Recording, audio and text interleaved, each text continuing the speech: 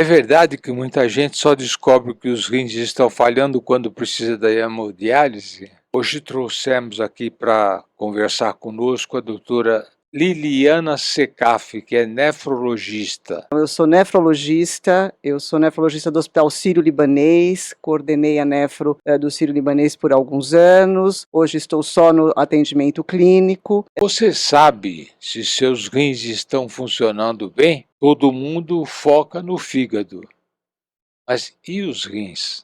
Então, a nefrologia é uma especialidade clínica que cuida dos rins. Já os nefrologistas, nós cuidamos, então, de toda a função renal e de como ela promove a homeostase e o equilíbrio dentro do corpo humano. Então, Carlos, essa é uma questão muito importante também, porque a maioria das pessoas imagina que os rins sejam responsáveis apenas pela diurese, pelo quanto você faz de xixi por dia. O rim, além de cuidar desse equilíbrio hídrico, ou seja, o quanto ingerimos de líquido e quanto expelimos desse líquido, ele também é responsável por outras funções. Uma das principais funções é tirar as toxinas do organismo, porque durante 24 horas existem reações químicas dentro do organismo que geram toxinas.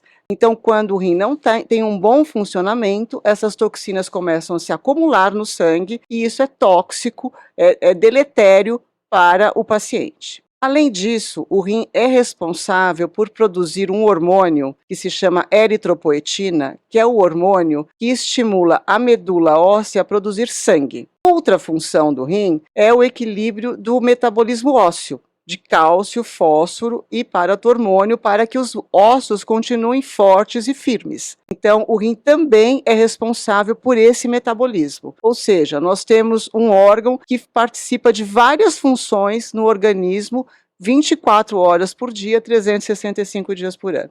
Eu recebo no consultório vários pacientes que, quando eu olho o exame e o paciente me conta o que está sentindo, eu, infelizmente, tenho que falar: daqui, o senhor vai atravessar a rua ou vai procurar o hospital a que tem direito e nós vamos ter que iniciar o programa de hemodiálise. Porque os sintomas de uma insuficiência renal crônica, onde o rim já parou totalmente de exercer as funções que eu acabei de explicar, eles são muito inespecíficos. Então a pessoa pode apresentar só um cansaço, ela acha: eu estou cansada porque estou trabalhando muito, porque foi um ano difícil. Ela pode ter dor nas pernas: eu tenho dor nas pernas porque eu não faço exercício, fico muito tempo sentado, e assim vai. E como infelizmente as pessoas ou não fazem exames, ou não questionam aos seus médicos, ou os médicos não explicam lá atrás: olha, o seu rim não está funcionando tão bem, a gente precisa ter uma atenção mais importante a eles, isso vai ficando de lado e, infelizmente, chegam para mim e para outros nefrologistas já num estado que a gente chama final de doença renal. Então, a hemodiálise é um sistema onde o filtro, que seria o rim, passa a ser a máquina. Eu faço uma analogia aos meus pacientes que a hemodiálise hoje é como mudaram as televisões. Você deve lembrar bem, e acho que a maioria daqui lembra, que as televisões eram uma caixa enorme, que a gente tinha que colocar uma antena, põe um bombril, vira para cá, vira para lá, para ela ter uma imagem boa. E hoje não, hoje é um mini computadorzinho, uma máquina pequenininha, onde você insere os dados dos pacientes, a idade, o peso, a altura, e você customiza a diálise para aquele paciente. Então, esse medo da diálise, quando ela é necessária, é óbvio que você não vai indicar para um paciente que não tem necessidade, mas quando ela é necessária, ela não só salva a vida da pessoa, como ela melhora a qualidade da vida dessa pessoa. Então, hoje eu tenho pacientes que são universitários, que fazem diálise e depois vão para a faculdade, empresários, pessoas que trabalham, que saem à noite, que se divertem e fazem a diálise. Quais são os sinais mais comuns de que seus rins estão em perigo e você ignora? O primeiro sinal, que é muito comum e que a maioria dos pacientes ignoram, é que o paciente começa a urinar mais à noite do que durante o dia, porque o rim tem essa capacidade de concentrar a urina e ele vai perdendo quando a doença vai evoluindo. Então o paciente começa a urinar mais à noite do que durante o dia, é uma inversão do hábito urinário. Mas esse é um dado importante para a pessoa ficar um pouquinho alerta: olha, Nossa, agora eu estou acordando 4 vezes à noite para urinar, eu acordava uma ou eu não acordava nenhuma vez. Então, beber pouca água é mesmo tão perigoso quanto dizem? Existem alguns trabalhos agora na literatura mostrando que talvez uma das causas de uma doença renal crônica que a gente não identifica o motivo seja uma desidratação crônica. Quando a gente faz um teste de pedir um exame de urina de 24 horas para ver quanto o paciente urina, o que tem naquela urina de 24 horas, a gente percebe que o paciente urina mais 700 ml, 800 ml, ou seja, ele não está hidratado, ele não tem como excretar essa urina, porque ele não bebeu água. Eu falo para os pacientes, não precisa se afogar em água, não é para beber 6 litros de água, porque isso não vai resolver nenhum problema.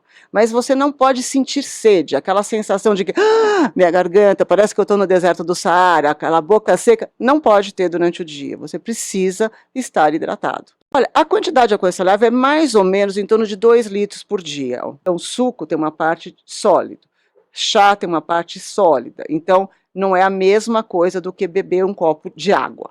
Tá?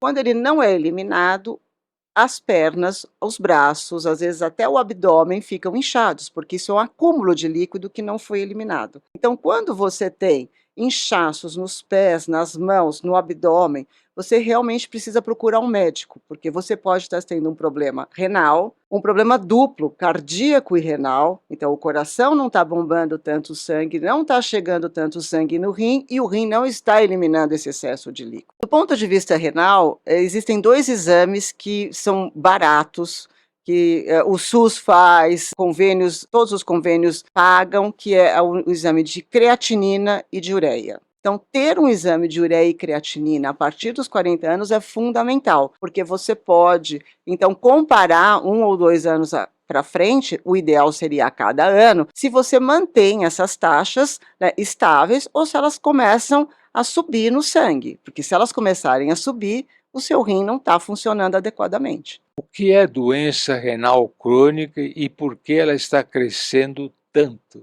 Então, a doença renal crônica é a redução da função renal ao longo dos anos, então de forma lenta e gradativa. A doença renal crônica é uma doença que a gente pode pensar numa prevenção e tratar essa doença para evitar que o paciente chegue a fazer uma diálise ou necessitar de um transplante. Se isso começar a subir, o paciente precisa de um nefrologista. Esse é o número 1. É evitar ao máximo que esse paciente chegue em diálise. A outra analogia que eu faço é como se fosse um elástico. A gente vai tentar esticar esse elástico ao máximo para que o paciente não necessite de diálise.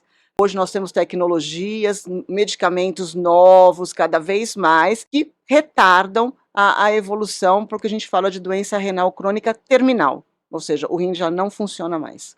É costume dos médicos, quando você vai, qualquer médico, você pede para ele fazer um exame de sangue completo, ele inclua esses 2 aspectos, é a creatinina E a ureia. No Brasil, a principal causa de doença renal crônica terminal é a nefropatia diabética, ou seja, a doença renal causada pelo diabetes. Porque no Brasil, eu estou falando do Brasil como país todo, não estou falando em São Paulo e nas grandes Sim. capitais. O diabetes ainda é uma doença pouco tratada, e ele é uma doença muito complexa, é uma doença que envolve lesão em vários órgãos. Ele envolve lesão em retina, tem paciente que fica cego por causa da doença diabética. Ele envolve lesão em todos os vasos, tem paciente que tem que amputar. Não, a doença hipertensiva, ela é uma doença crônica, então o paciente precisa tomar remédio todos os dias. Ele precisa manter a pressão naquele nível um pouco mais baixo. Então, nós ainda estamos um pouco atrasados na questão